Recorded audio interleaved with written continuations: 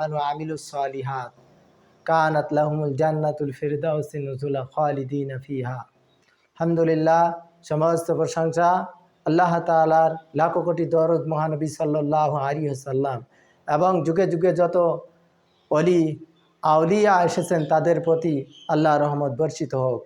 আল্লাহ তাআলা ভালোবাসেন, পছন্দ করেন সব থেকে নেককারদের, তাকওয়াবানদের। এই জন্য কুরবানির ভিতরে যারা কুরবানি করছেন কোনো রকম যেন আল্লাহ তাআলার সন্তুষ্টি ছাড়া অন্য কোনো নিয়ত না হয়। আল্লাহ তাআলার সন্তুষ্টি করার উদ্দেশ্য করে যদি অল্প কিছু অর্থ কুরবানি করা হয় তো মহান আল্লাহ তাআলার দরবারে অনেক সওয়াব হবে। আর যদি গোশত খাওয়ার নিয়ত বিভিন্ন নিয়তে হয় সব বৃথা যাবে। এজন্য প্রত্যেকেই কুরবানি করা আল্লাহ তাআলার হুকুম এবং আল্লাহর সন্তুষ্টি করার জন্যই যেন সে কুরবানি করা হয়, এই নিয়তে প্রত্যেকেই কুরবানি করবেন, যেন দুনিয়ার কোনো উদ্দেশ্য অর্জন হওয়ার নিয়তে নাই, একমাত্র আল্লাহর সন্তুষ্টি আখেরাতে সফল কাম হওয়ার জন্য। কুরবানির অনেক সওয়াব। একটা ছাগলের গায়ে যত পশম আছে, লোম আছে, প্রত্যেকটা লোম পরিমাণ একটা করে নেকি হতে থাকবে।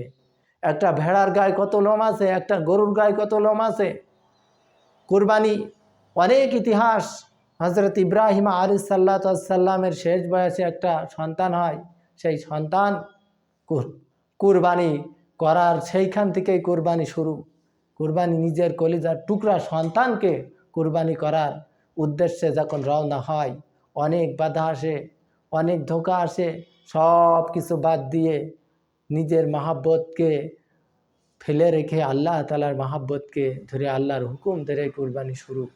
এখনও যেন সেই নিয়তি হয় যে আল্লাহ তাআলার সন্তুষ্টি, আল্লাহ তাআলাকে রাজি খুশি এবং আখেরাতে সফলকামী হওয়ার জন্য আল্লাহ তাআলা যেন সবাইকে আমল করার তৌফিক দান করেন। আখিরি দাওয়ানা আলহামদুলিল্লাহি রাব্বিল আলামিন।